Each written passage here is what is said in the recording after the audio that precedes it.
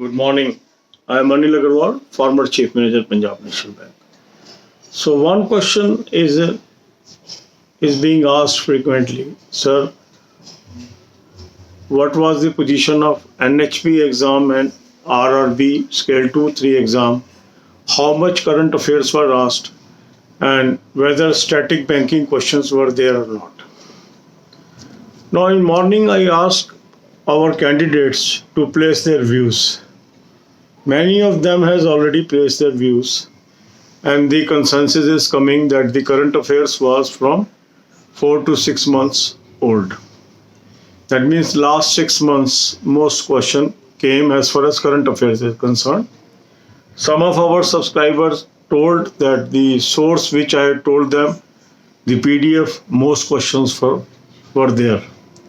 In banking scale 2 examination, many questions were from our videos that I always recommend you a playlist of 190 videos that is free of cost. Now the question arises whether the similar pattern will be there for RBI assistant, SBI junior associate and other exams. Here we have to distinguish between the exam that is happening on time and the exams that is postponed. Now NHB was planned for these dates, it happened. RRB scale 2-3 was planned for these dates and happened. And they followed the normal practice of current affair up to 6 months. But whether that will happen in RBI assistant or SBI junior associate exam, it is a question which is to be thought seriously. If we look at other postponed exams like SSC and others, they have asked the older current affairs. Now some people say, sir, how we can read 1 year current affair? Their concern is very genuine. But my question to you is, say if you prepare for 6 months and the question comes that is 9-month older or 1 year older, then what will be your position? You will miss a golden chance of getting selection. Because there are candidates, those are preparing current affairs regularly, and the people, those are regular in preparation of current affairs, must be able to answer those questions even if they are older than 6 months. But a person who will only concentrate on last 6 month current affair, he may lose the battle. So it is a big dilemma because nobody will clear the air on this question whether the older question will come in examination or not. Some people say, sir, should we put RTI, and they will tell us you can try. But in questions, in current affair, the examiner has a right to ask anything that is up to 12-month old. So if he asks a question that is 9-month old, 10-month old, we cannot say why he has asked. So this is a big question that is to be kept in mind, and that's why I am saying that to be safe, because it is a matter of job, we should try to cover current affairs from November onwards for SBI junior associate and RBI assistant examination. As far as IBPS RRB officer, IBPS RRB office assistant, IBPS PO is concerned, we can concentrate up to 6 months. That is my own advice, because nobody can be sure how older current affair will come in the exam. But who is a safe person? A person who adopts the safe strategy.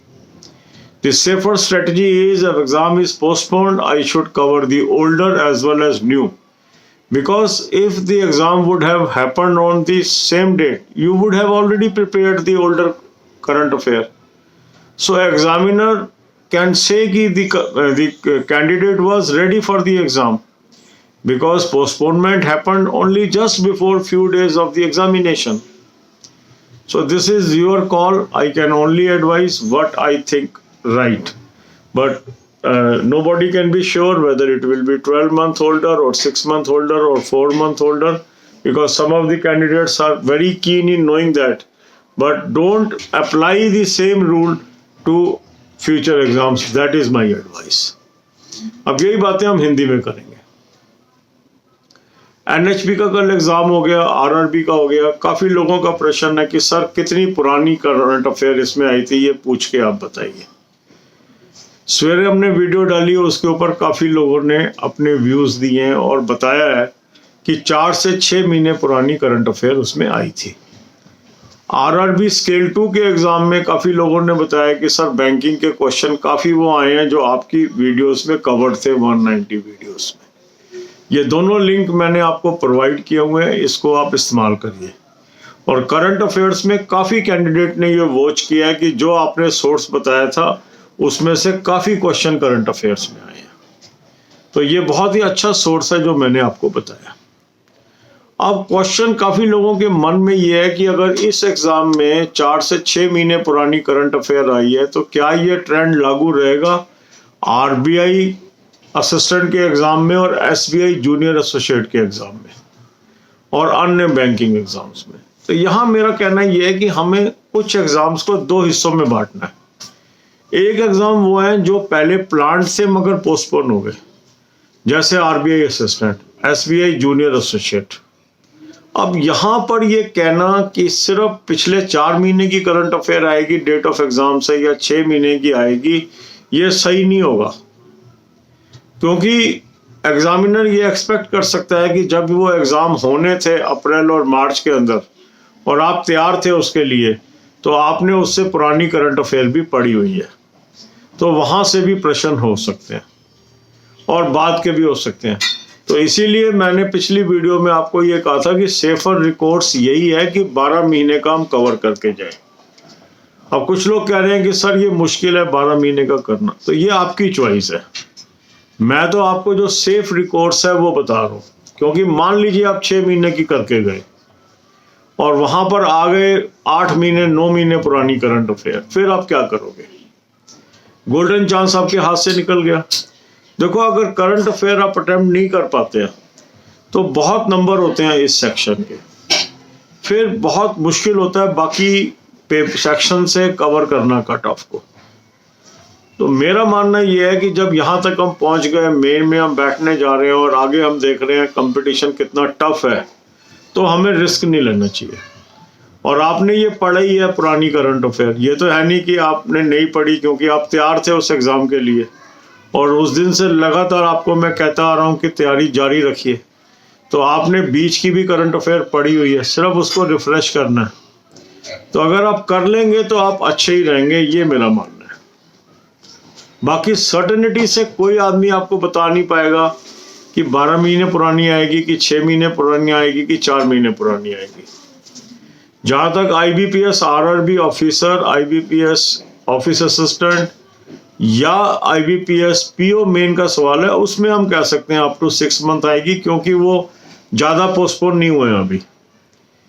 Almost जो date थी उसके with in 1 month अगर हो जाते हैं तो ज्यादा postponement नहीं मानी जाएगी। और बहुत ज्यादा पोस्टपोन हो गया फिर देखेंगे क्या होता है उसके अंदर। तो अभी तो ऐसा नहीं लग रहा, अभी तो ऐसा लग ही रहा है कि नवंबर के महीने में ये सारे एग्जाम हो जाएंगे। तो उस हिसाब से हमें तैयारी करते रहना चाहिए। कुछ लोग कह रहे हैं हम आरटीआई लगा लें, उससे खबर मिल जाएगी, तो आप कोशिश कर सकते हो। नॉर्मली कोई भी आपको एग्जाम के बारे में नहीं बताएगा कौन से क्वेश्चन आएंगे आरटीआई के अंदर, क्योंकि वो आरटीआई के अंतर्गत आता नहीं है। और करंट अफेयर का कोई सिलेबस नहीं होता कि अगर आप किसी से ये पूछेंगे करंट अफेयर में कौन से क्वेश्चन आएंगे, वो आपको सिलेबस बता देगा। करंट अफेयर की डेफिनेशन ही है अप टू 12 मंथ्स। वो अलग बात है कि किसी एग्जाम में हम 6 महीने तक की कवर करें या 4 महीने की करें या 1 साल की करें। करंट का मतलब होता है अप टू 1 ईयर। तो इसलिए अगर कोई क्वेश्चन आता भी है 8 महीने पुराना, 9 महीने पुराना, तो आप बाद में ये नहीं कह सकते ये क्वेश्चन क्यों आ गया। और कंपटीशन में तो ये है ना कि अगर दूसरा आदमी तैयार है उस क्वेश्चन को आंसर देने के लिए और मैं तैयार नहीं हूं, तो नेचुरली मेरा ही लॉस है, क्योंकि वहां तो दूसरे के कितने नंबर है, मेरे कितने नंबर है, ये महत्वपूर्ण है। अगर कोई भी नहीं अटेम्प्ट कर पाता उस क्वेश्चन को तो किसी को भी नुकसान नहीं है। पर यदि कुछ लोग कर लेते हैं और आप नहीं कर पाते तो आपको तो डेफिनेटली नुकसान है। तो इसीलिए मैं तो वही एडवाइस कर रहा हूँ जो सेफर है। अब कैसे करना है, कितनी कठिनाई होगी, ये आपको देखना है। मतलब जो लोग आज सवेरे से पूछ रहे हैं इसमें कितने महीने की आई है, उससे मेरा कहना यह है कि कृपया आरबीआई और एसबीआई जूनियर असिस्टेंट पे ये फार्मूला लागू ना करें, क्योंकि ये पोस्टपोन्ड एग्जाम है। God bless you all.